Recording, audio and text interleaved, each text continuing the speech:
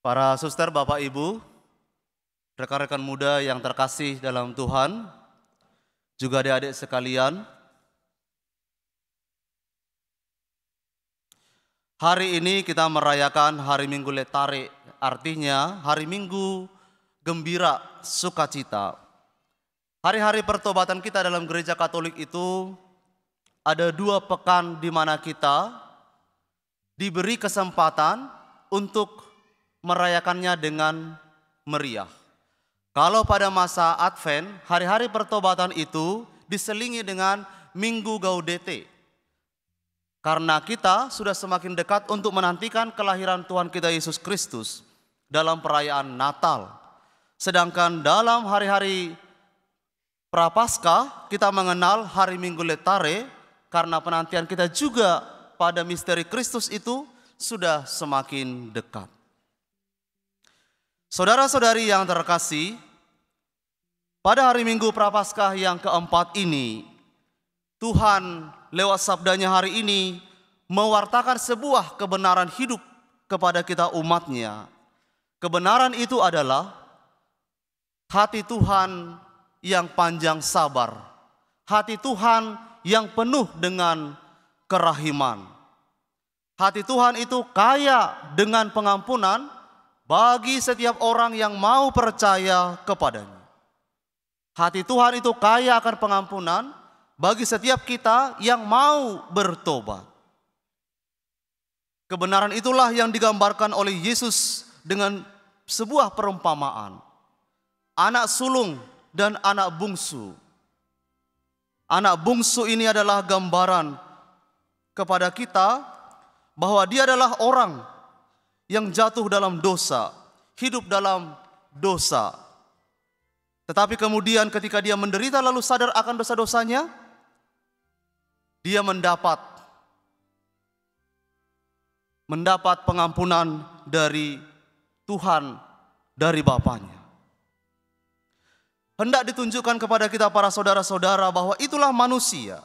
Manusia seringkali jatuh ke dalam dosa, tetapi ketika manusia itu menyadari dosanya, memutuskan untuk kembali kepada Tuhan, maka lihat para saudara-saudari, Tuhan itu membuka pintu hatinya kepada kita. Tuhan punya hati yang sedemikian itu, supaya setiap orang yang mau menyesali dosanya, kembali kepada Tuhan, mendapat pengampunan daripadanya. Dikatakan dalam Injil, Bapa, aku telah berdosa terhadap surga dan Bapa, aku tidak layak lagi disebut anak Bapa. Jadikan aku sebagai salah satu seorang upahanmu Bapa. Dia tahu, dia berdosa, tapi dia juga tahu di sana ada Bapanya yang bukan pertama-tama melihat dosanya, tapi melihat hatinya yang mau meninggalkan dosanya. Saudara-saudari yang terkasih, pertobatan itu adalah rasa sesal akan dosa, tapi juga ada keputusan yang konkret untuk meninggalkan dosa itu.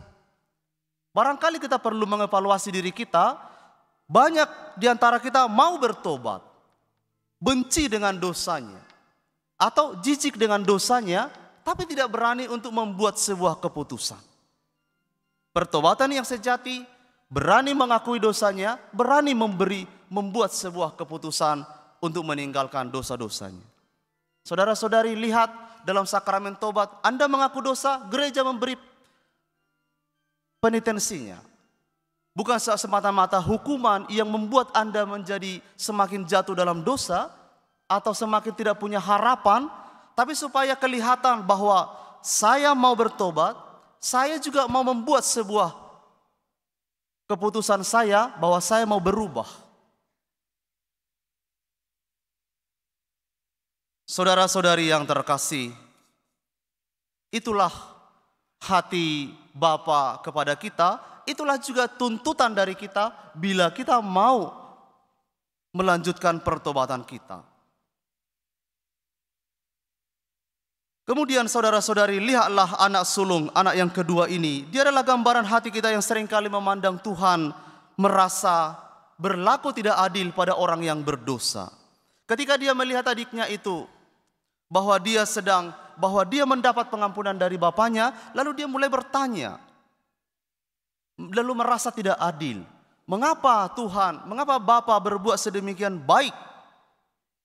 Padahal moralnya itu di mata kakak ini adalah orang yang jahat. Moralnya itu buruk. Semestinya dia tidak mendapatkan perlakuan sedemikian itu. Tapi Bapa itu berbuat yang lebih dari situ. Saudara-saudari, lihat, ini ingin menunjukkan kepada kita bahwa seringkali kita perlu menyempurnakan hati kita ini seperti hati Bapa. Pengampunan itu bukan soal logika kita. Dia bersalah maka dijatuhi hukuman. Dia berdosa maka diberi hukuman yang seberat-beratnya. Tuhan punya hak, Tuhan punya kuasa untuk memberi pengampunan kepada siapa dia berkenan. Tuhan punya hak melakukan itu kepada siapa yang rindu akan pertobatan. Oleh karena itu ketika anak itu datang kepada bapaknya, masih jauh di sana saudara-saudari. Dikatakan dalam kitab suci, bapaknya memandangnya, dituliskan dalam kitab suci dengan baik. Dengan tergeraklah hatinya oleh belas kasihan. Mungkin kalau seperti saya dan seperti kita, mungkin kebanyakan orang mungkin akan melihat pertama-tama apa yang telah dia buat. Dia telah merendahkan orang tuanya, merendahkan bapaknya, karena masih hidup dia sudah meminta bagian untuknya, jatahnya. Tapi kemudian para saudara-saudari, bukan itu yang Bapa lihat. Bukan dosa yang Tuhan lihat, tapi kerinduanmu untuk diampuni, itu yang dipandang oleh Tuhan. Maka ketika dia kembali, bapaknya berbuat sesuatu yang lebih. Memerintahkan kepada anak buahnya, ambil anak lembu yang gemuk itu. Ambil sepatu yang baru, kenakan sepatu yang bagus, cincin yang terbaik, pakaian yang baik kepadanya. Saudara-saudari, itu hati Bapa. Maka mari kita belajar untuk semakin meneladani hati Bapa yang sedemikian ini. Hati kita seringkali terbatas, tapi kita harus belajar dari hati Bapa yang baik. Tidak ada dosa yang besar yang tidak dapat diampuni oleh Tuhan. Tapi Tuhan tidak menghendaki dosa atas kita. Ketika Yesus bertemu dengan seorang perempuan yang jelas-jelas berbuat dosa, Tuhan tidak menghakiminya pertama-tama. Tapi Tuhan berkata satu hal ini para saudara-saudari.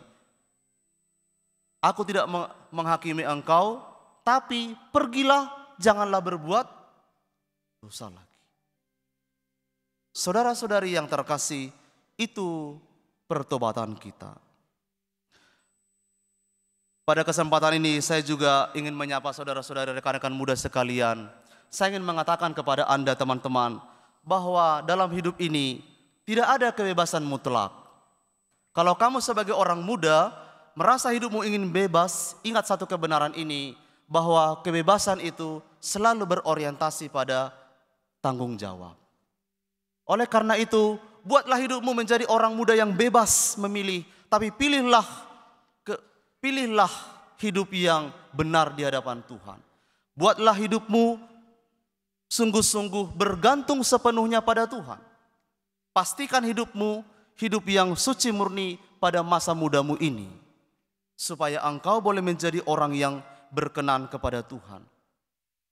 Seorang Beato Carlo Acutis itu masih sangat muda, tapi dalam kemudaannya saudara-saudari, dengan segala pergumulannya sebagai seorang anak muda di zaman modern, dia masih mencari Tuhan, memberi ruang dalam hatinya kepada Tuhan.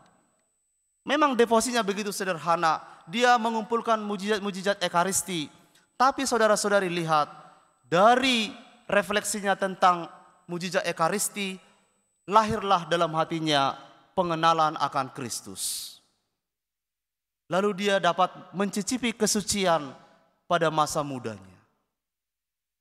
Oleh karena itu teman-teman muda yang terkasih, mari kita bersama-sama, mari kita memastikan hidup kita ini, bahwa dalam masa muda ini kita selalu mencari Tuhan.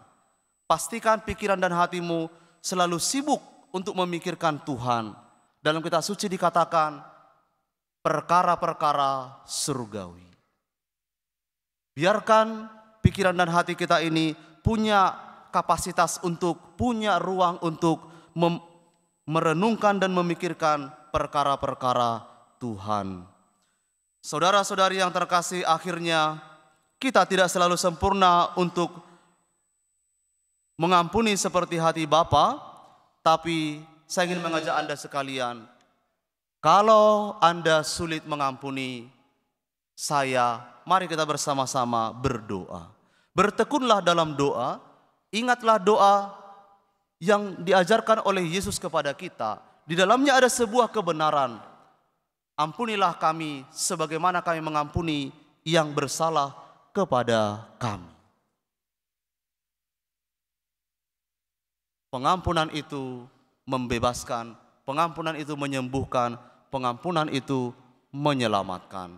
Tuhan memberkati.